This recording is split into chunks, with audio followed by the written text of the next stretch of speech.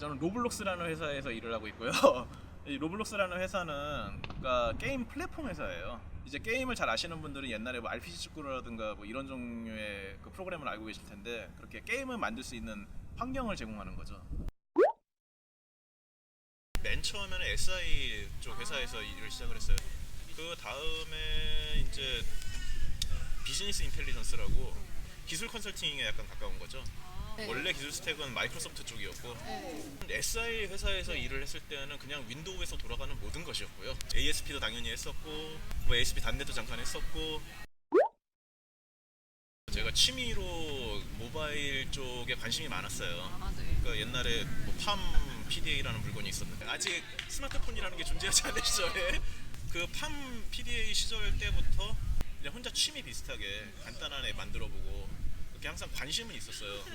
그걸로 그리고 나서 이제 포켓 PC, 윈도우즈 C 그걸 취미로 그때 만들었던 게 이제 네이트온 그 클론 어플리케이션을 만들었었는데 네이트온 앱이 나오면 좋겠다라고 그거에 목마름을 느끼는 유저들은 많았는데 그걸 내놓질 않으니까 저는 그냥 그때 혼자 취미로 앱을 만들다가 뭔가 목표가 있어야겠어.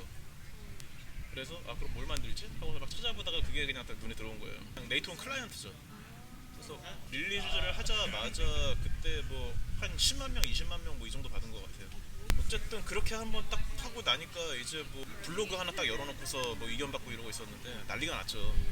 거기에 사람들이 막 몰려와서 막 미친 듯이 댓글 달고 막 이제 막 싸움이 일어나고 왜 앱이 이따위냐. 예, 그냥 우리 흔하게 뭐 SNS나 게시판에서 열리는 거랑 똑같은 현상이 일어났어요. 그런 과정을 거치면서 저도 이제 댓글들을 읽어보면서 이건 정말 보완을 해야겠다 싶은 거는 빠르게 개발을 해서 이제 다시 릴리즈를 하고 그럼 또 그거에 대해서 피드백을 받고 그거를 이제 온전히 저 혼자서 만들고 피드백 받고 만들고 피드백 받고 이거를 반복하는 게 너무 재밌었어요. 컨슈머에게 직접 피드백을 받는 이런 일을 해본 적이 없었던 거예요. 그 전까지는. 근데 그때 이제 딱 그걸 해보고서 깨달았죠. 이게 너무 재밌구나 나한테는. 어떤 식으로든 심지어 그게 소수의 사람한테 어필하는 것이든 간에 내가 어떤 식으로든 세상에 영향을 미친다. 사람들한테 유용한 어떤 것을 만들고 싶다라는 거죠. 독립개발자를 한번 시작을 해봐야겠다. 그때 그걸 좀 진지하게 생각을 하기 시작했고 모바일 앱을 개발을 하려면은 그리고 그거를 제가 혼자 다 해야 된다고 치면은 당연히 API나 이쪽을 개발을 해야 되잖아요. 서버 쪽 단에. 근데 그거를 ASP 단넷으로 하려니까 생산성이 높진 않았어요. 아주 간단한 API를 하나를 만들어서 이렇게 올리려고 해도 그냥 스캐폴딩 하는데 뭐 1시간씩 걸려서 뭐 하나 만들어서 올리면 이제 힘이 다 빠져서 뭐 어떻게 하지 막 이렇게 되는.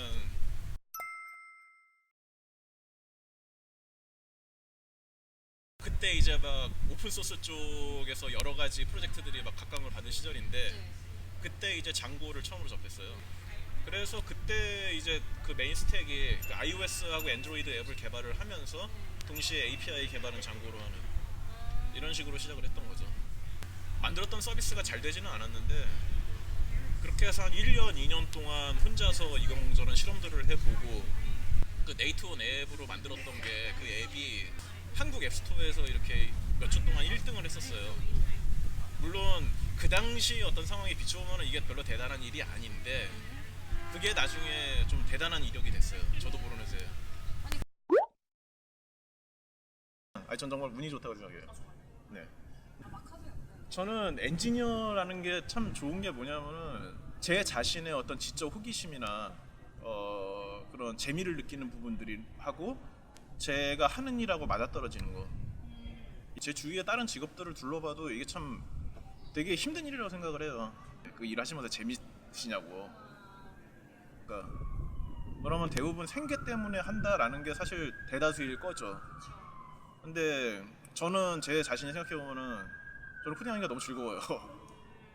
반대로 그게 안 돼서 너무 괴로워하는 사람들도 봤거든요, 사실. 그러니까 자기는 개발자로서 사는 것 자체가 굉장히 만족은 하는데 내가 은퇴하기 직전까지 계속 새로운 기술을 공부하고 기존에 알고 있던 거를 버려가면서 계속 공부를 하고 계속 고잉 포워더 해야 하는 게 너무 괴롭다. 이런 사람들이 없느냐 하면 또 그게 아니거든요. 그러니까 저는 그런 측면에서 말씀드렸다시피 운이 좋다고 생각해요.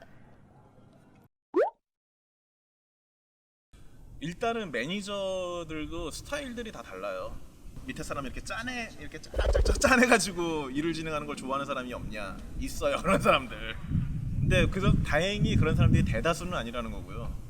몇 날 며칠을 계속 막 오버워크를 시키고 뭘 어쩌고 하면은 이게 퍼포먼스가 떨어지는 지점이 온다라는 걸 인식하고 있다는 거죠. 그러면 이 사람들을 꾸준하게 퍼포먼스를 가장 항상 좋은 상태로 유지하려면은 얼마만큼 일을 지켜야 되는가. 처음에 저는 여기 회사 왔을 때 좀 그런 욕심이 있었던 거죠. 좀 내가 일을 좀 더 하는 모습을 보여주고 그래가지고 밤에 좀 일부러 남아서 회사 시스템도 좀 한 번 더 들여다보고 그런 생활을 몇 달 동안 했었는데 그러다 보니까 어느 날인가 이렇게 매니저가 불러요. 너 보니까 밤에 이렇게 많이 남아있던데 그러지 마라. 그거 이제 너 퍼포먼스 나오는데도 좋지 않고 다른 직원들을 푸시하는 게 된다. 하지 마라. 그러니까 너 혼자 열심히 일하는 거 좋은데 딴 직원 푸시하지 말아라는 메시지도 있는 거죠. 저 이렇게 번아웃 하지 말라는 얘기도 같이 하는 거고. 야근이라는 게 사실 나 혼자 잘해서 되는 것도 아니거니와 그 팀 전체 퍼포먼스를 유지하는데 또 도움이 되느냐 생각해보면 또 그것도 아닌 거죠. 그런 식으로 굴러가야 한다는 커먼 센스를 다들 갖고 있으니까 자연스럽게 그 뭐 급한 일 아니면은 야근을 하면 안 되지 라고 그냥 다들 당연하게 생각하는 거죠. 한국에서 이렇게 실리콘밸리다라고 하면은 이렇게 환상을 품고 있는 거에 비하면 사실 현실은 냉혹하다. 이건 그냥 에피소드인데 어떤 사람이 그렇게 가식상자 들고서 이렇게 어딜 가는 거예요. 근데 야 저 사람 저기 파열해가지고 집에 가나 보다. 그러면서 딱 얘기를 했는데 이 친구가 정색을 하면서 야 너 저 사람 들으면 뭐 어떻게 하려고 그러냐고. 저 사람 정말 파열해서 지금 집에 가는 거라고. 그런 풍경이 흔한 건 아니지만 일어나는 일들이거든요. 그러니까 어제까지 그냥 다 하하하하 웃으면서 일을 하던 사람인데 바로 다음날 그냥 잘려서 집에 가고. 그러니까 매니저들이 항상 그런 퍼포먼스 그런 것 퍼포먼스 체크를 하고 그 기록을 하고 그런 것들의 근거 자료는 항상 쌓아놓죠. 그러다가 이제 얘 잘라야겠다 그럼. 그러니까 내가 언제 잘릴지 모른다라는 그 막연한 거에 대한 스트레스도 존재할 수 있죠.